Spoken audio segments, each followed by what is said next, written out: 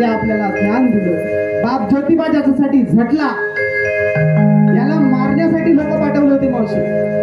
हा ज्योतिबा सांगणं का गरजेचं आहे? याला 29 वर्षाचं वय होतं ज्योतिबाचं. नवरा बायको झोपलेले होते आणि 2 मारेकरी आले, धोंडीबा कुंभार आणि दुसरा एक व्यक्ती होता रामोशी नावाचा. ते दोघ जण तलवारी घेऊन आले, झोपलेले होते. खिडकी तोडून आतमध्ये आले आणि मारण्यासाठी तलवारी उगारल्यात. माय सावित्रीला जाग आली, म्हणे अहो उठा, कोण आले बघा. तात्या उठा, तात्या म्हणायची.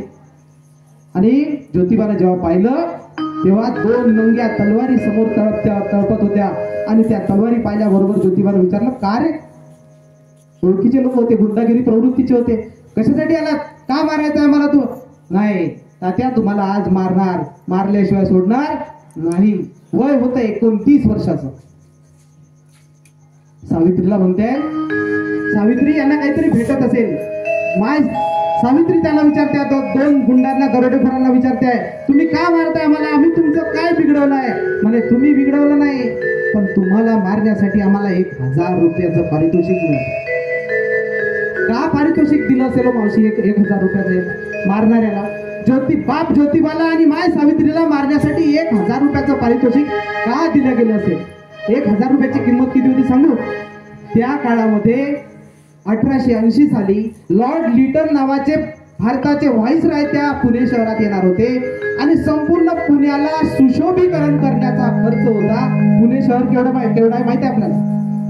भयानक मोठं शहर आहे. आणि त्या संपूर्ण शहराला रंगरंगोटी, डागडुजी बदलून संपूर्ण त्याचा रूप पालटवण्याचा खर्च होता. बजेट होते 1000. आणि एवढा पैसा, एवढा अमाप पैसा या 2 मारेकऱ्यांना दिला.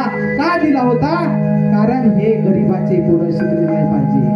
जर शिकले तर उद्या आपल्या खबरेला ज्या ज्ञानाच्या चाब्या लागलेल्या आहेत त्या चाब्या कुठेतरी गळून पडतील आणि हे गरिबाचे पोरं, आदिवासीचे पोरं, 2 गवारी गोलाम समाजाचे पोरं, तेल्या माळ्या कुंब्याचे पोरं शिकायला लागत. आणि हे शिकले म्हणजे आपलं कुठं काही जमणार नाही.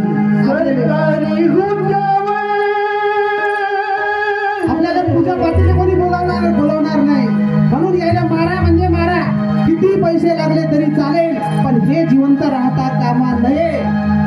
सरकारी गुंजावर घुशीत बसली असती का? माझी सावित्री असते मुलगी शिकली असते का? जोरदार टाळ्या वाजवा.